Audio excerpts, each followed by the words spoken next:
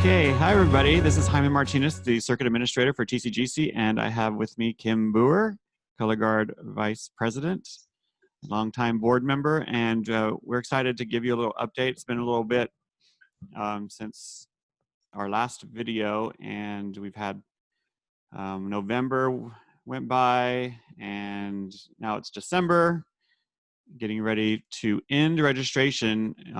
Stops tomorrow. Tomorrow's the last day to register for the 2021 season. And there are some questions about the registration process, and I think pretty much people have been doing really well this year. But tomorrow's the end of registration, which means creating your invoice. That doesn't necessarily mean you have to have paid by tomorrow. So payment is due January 15th. So I know there was a few people stressing about getting that money in tomorrow, and that's not the case. So we're recording this on Thursday, and tomorrow is December 18th. So just keep us updated with your plans and how you're doing, and we'll work with you. We just want to get a good idea tomorrow. Kim, do you have anything to say toward that? Just January 15th will be show selection day, but show selection is going to be a little bit different than in the past. So also people don't have to be so incredibly worried about that date, because basically we're going to assign you shows, unlike in the past where, it was the good luck everyone, sign in, log on as fast as you can, pick your shows type deal. So right. That registration will be a little bit different, but show selection will happen on the 15th. And that will be for the groups that have paid their invoices. Yes. So let's talk about that real quick, show selection and just shows right now. So we have, at this point, the board has approved a preliminary schedule of hosts, and we would love to talk to you about who's going to host what weekend. But because of the season and how things are going, it's not the normal. Right. So the process has been that this week, the board met last Sunday, and I emailed show hosts, potential show hosts this week, and asked them to confirm the date that was assigned to them. So we had a good number of show hosts to complete a season, but everyone is in it depends on how things are going at that time, and so we're a little bit behind normal circumstances when it comes to show host things. So right now, show hosts are checking with their admin, making sure they can commit to the date that we would like them to. And then as soon as that happens, which probably won't be until January, then we'll be able to release those show host locations. And that's why show selection will not be until January. And like Kim said, show selection will be a little different because we are doing blocks and areas that will be assigned to for the live portion of the season. Will be assigned to units. For virtual, though, you can choose as many virtual shows that you want, and so that'll be exciting. Any questions about that? Did I explain that okay, Kim? Anything I missed with the show selection? Okay. So one of the other questions we've had is just the budget and why are our fees the same amount that they have been in the past. So I'm going to go through real quick a presentation I did with the board, and I'm not going to go through the whole presentation, but I want to show you one slide that I think kind of sums up why our fees are the way they are. And of course, TCGC operates different than any other circuit in the country, and although we have some similarities to certain circuits, not everyone does it the same way, and we especially don't do it the same way. We've, over the past decade, have taken over more control of the operations of the circuit and how shows are run to make it to have a high standard, which is what the directors want compared to some other circuits. So anyway, let me show you real quick what I kind of proposed to the board as far as budget when we started talking about this back in September. And of course, like I'm not going to go through it too detailed, but we knew back then that the only thing we could do is plan, because we had no idea exactly what our season was going to look like, how many people were going to participate. So this is just an important part of that. So one of the problems with our budget, or one of the things you want to understand with our budget, is in our expenses. So one of the things I addressed with the board and the misconception is that this TCGC only does events. And that's true, but if you can see this middle column, 44% of our normal operating budget is the events. And that's the normal events. And then you can see on the far column, 31% of our operating budget is championships, and that's all the area championships and state. And so you can see state by itself, the 2 weekends of color guard and percussion are over $100,000 operation, and that includes judges and the venue and all that good stuff. And then the area events are 28,000, and again that includes all the judges and things like that. So the other part though is operating, and so 17% of our budget, which our budget is based on fees and some sponsorships and ticket sales and show host applications. So 17% is just operating. That's all the people that work for the circuit on a part-time basis. That's insurance, that's the trailer maintenance, that's all the little things that go into the backside, things that you probably don't see.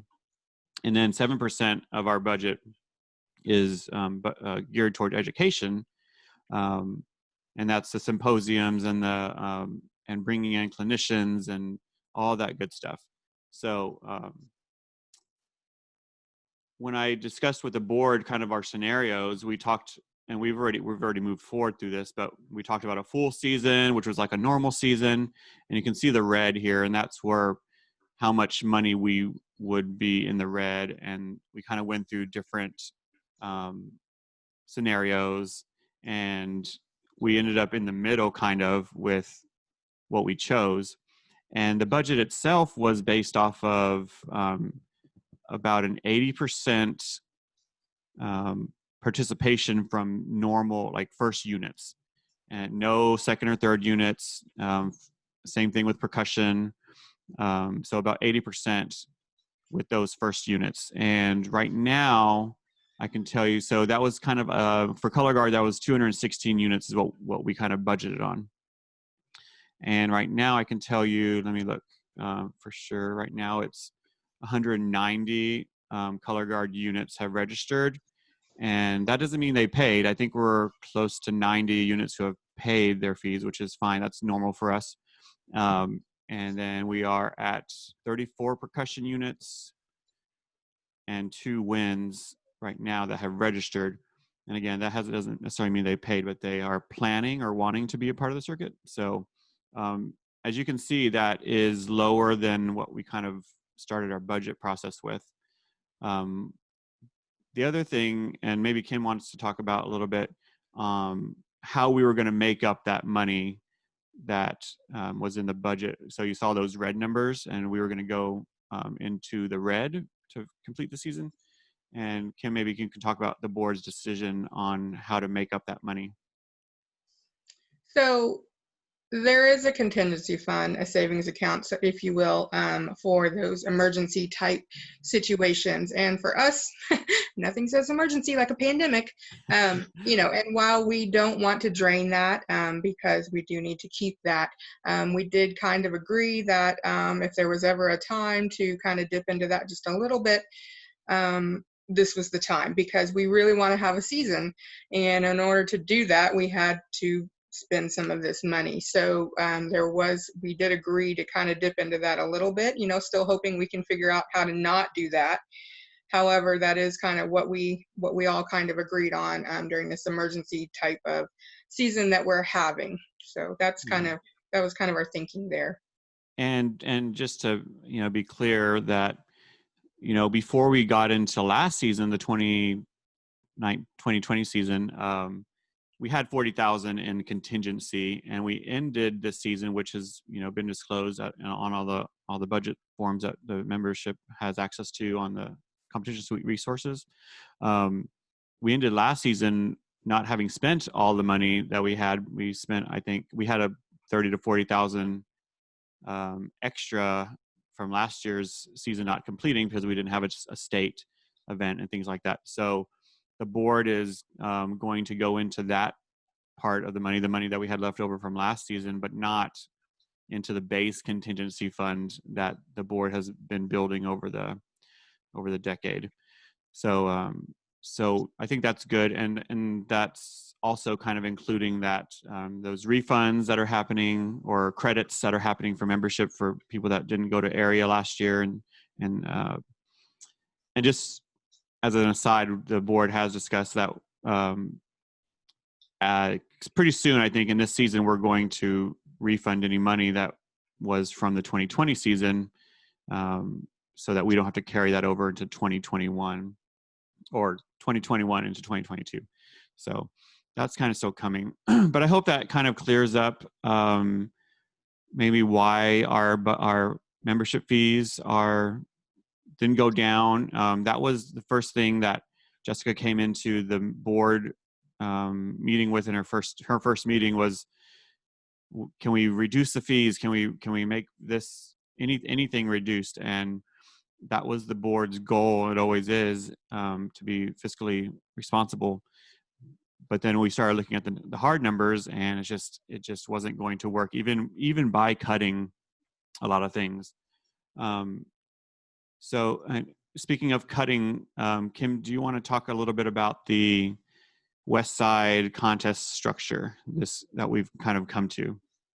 Right. So as we had been working through our plans for this upcoming season, our hope was to put, and still is, to put everybody into areas or blocks, so to speak. So it works a little easier on the east side. There have been enough units registered that warrant kind of a north area or a south area or an A and a B. So we don't know quite what that's going to be just yet and how that's going to break down. But however, on the west side of the circuit, we just haven't had the registration. So a lot of you have been getting like phone calls, text, emails, knocks on your door from me, from Jaime, from Jessica, just kind of asking what your plans are, just because we kind of needed to know like how many units we were going to be needing to service this year. So with that being said, what we've kind of found is on the west side, there really aren't enough units to warrant kind of having two different areas or blocks. So at this time, it looks like west side will just be one west side block at this point. And we will still have two on the east side. Yeah. So that's where we're headed right now. Interestingly enough, West Side normally has about over 100 units participate, and you may not always see that because we break that up between the novice championships and the regional A championships, and then we get to the area championships for the A class groups and above.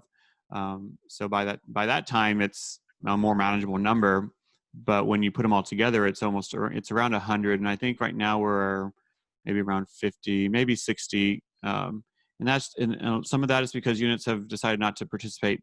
But also we know that numbers are just lower for each unit. And so there's not as many JV second units, third units.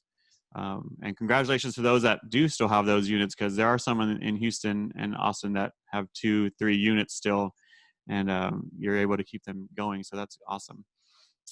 So yeah, as soon as we get that confirmation, when I get the confirmation from the show sites that they are ready to go, that information will get to the membership, because I know everyone's antsy. But just know that we do have enough sites to have full the planned season.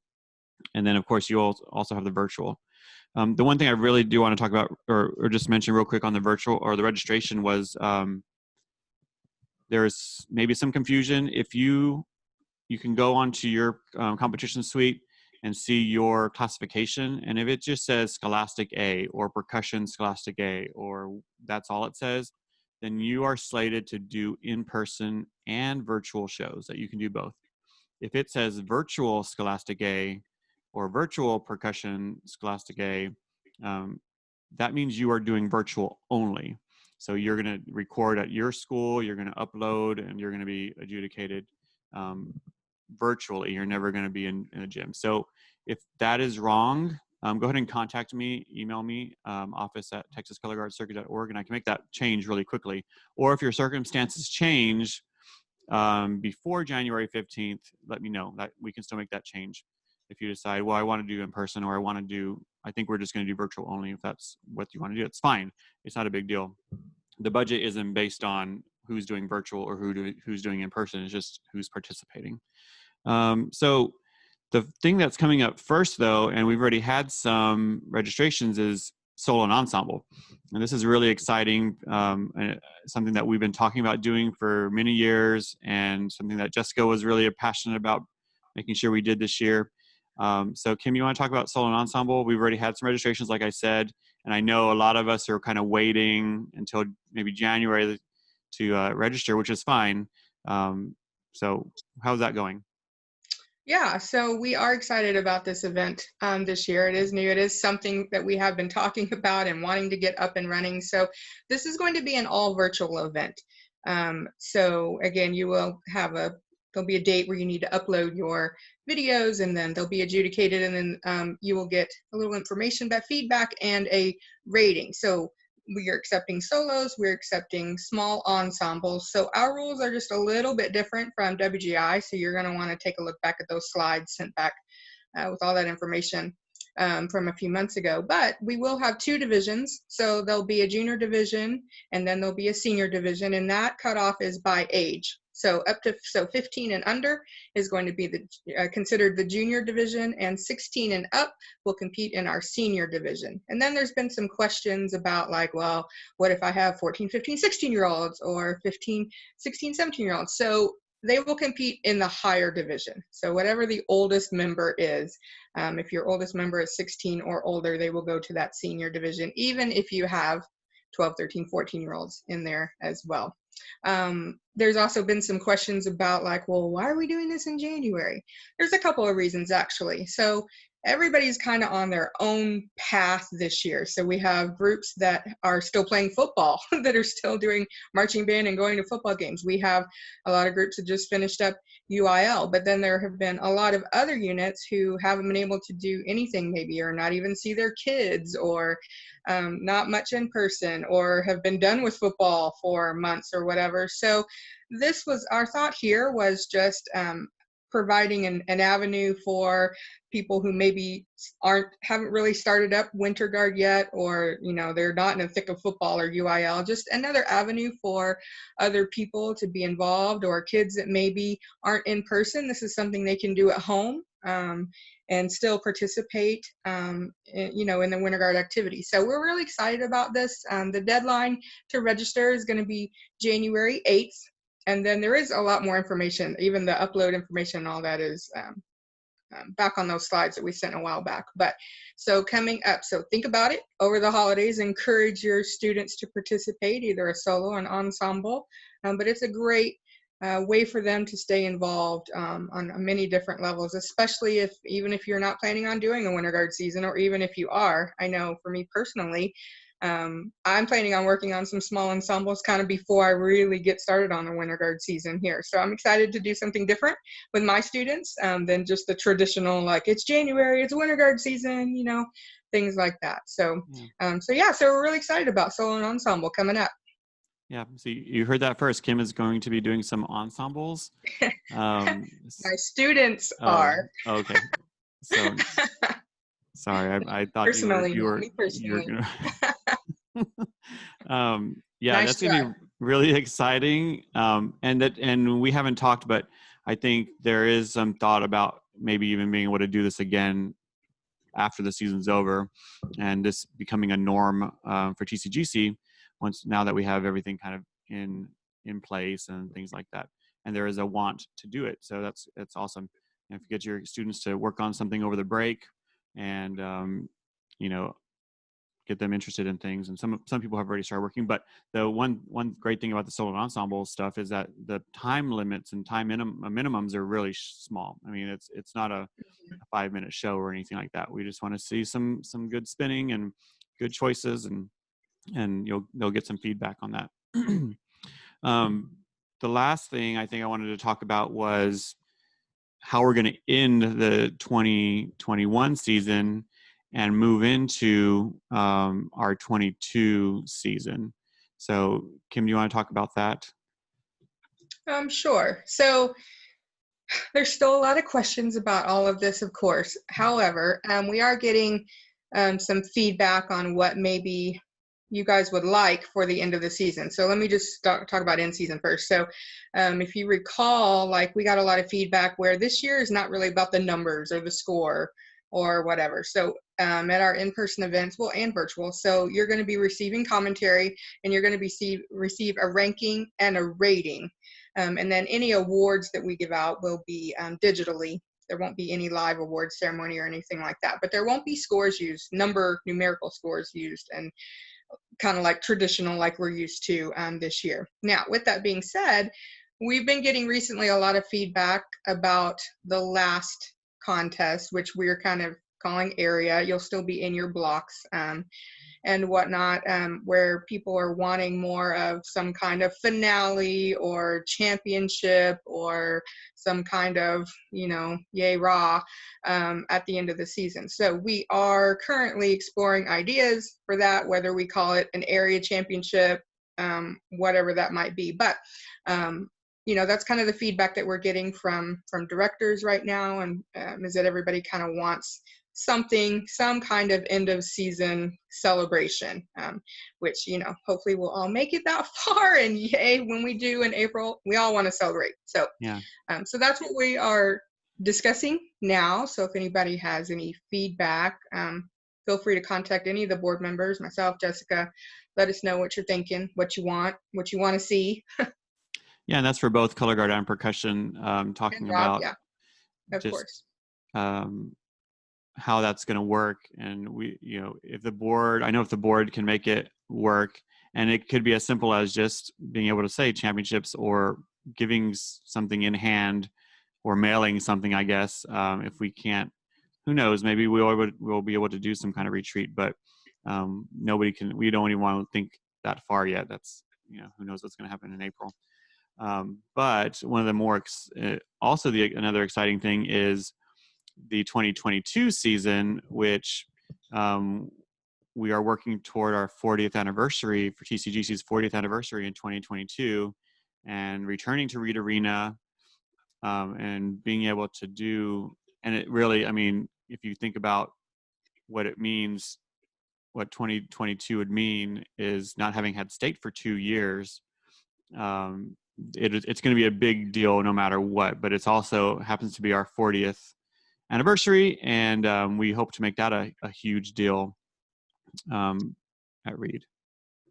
I was trying to see if I could find the dates for the 2022 season. So state championships in 2022 looks like April 2nd for color guard and April 9th for percussion, and again back at Reed Arena. So we're really excited about that. I know everyone wants to get back into the arena. So Kim, was there anything else on your list that you wanted to talk about before we wrap up? No, I think we hit it all. So yes, if you have questions, you can always email us. I think the only other thing that's coming up, you'll be getting some more education newsletters. The judges are having their symposium. January 9th, I believe, is the tentative date, and that's for judges, but will be open to anybody who wants to virtually attend.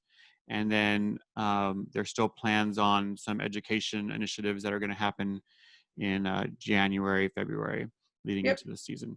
So, the one thing I want to recommend, and Kim, if you want to add anything to it real quick, was just going into the season. I know we'll probably talk more about it, but as you're planning for the season, I think the judges will have that kind of sensitivity.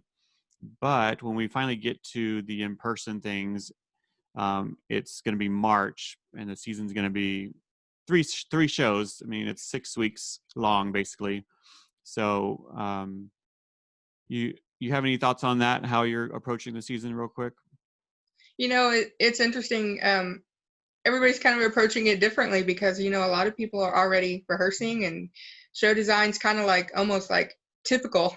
Yeah. And that's great. And that's awesome. And then other people, because of UIL or because of football or just scheduling or a million different reasons, won't be able to start their shows until later, but that's okay too. And like I said, for me personally, like I'm going to take the time to do solo and ensemble or ensembles with my students, and then we're going to really like switch over to kind of winter guard. So this is almost like an anything goes type season. So just keep that in mind, that whatever your path is okay. Yeah. But then also keep in mind that I think it is going to go fast. It's going to be a fast and furious season, so to speak. Like when we hit March, it's going to be like over before we know it. So it's almost like we're kind of starting in the middle of the season. So Yeah. I do think that you're going to see groups come out, more prepared. So it's not going to be like it's January. It's going to be like it's March. Yeah. So it's going to be different. It's going to be interesting, but I also think I don't want people to like be afraid that they don't have as much or whatever. Like I think we're going to see a big range of where units are, what they have, what they can present, and I think that's great. I think we're going to applaud anybody Right. that is able to like put anything together and get it out there. And we all know this is just it really like the focus of this season is like our students being able to perform. Judges are going to give some feedback, and Right. do the thing that we all love. So that's what really is important. So it's going to be interesting though, because I know a lot of units already are, like just in the thick of like designing and practicing and Yeah. all that good stuff. And then others won't be able to start until much, much later. And Right. that's okay. And that's why we aren't doing scores, and it'll be more rankings and ratings and not the actual score. And the judges, and we're only going to have 3 judges on color guard and percussion, so it is going to be different sensibilities, but the fundamentals are the same. Good technique, good design. For sure. Not trying to ask your kids to do more than they can do. So anyway, Kim, thank you so much for joining me for a little bit and talking. And please email us, Kim's Color Guard at texascolorguardcircuit.org. I am office at texascolorguardcircuit.org. If you have any questions, we're excited to see everybody pretty soon. Talk to you later.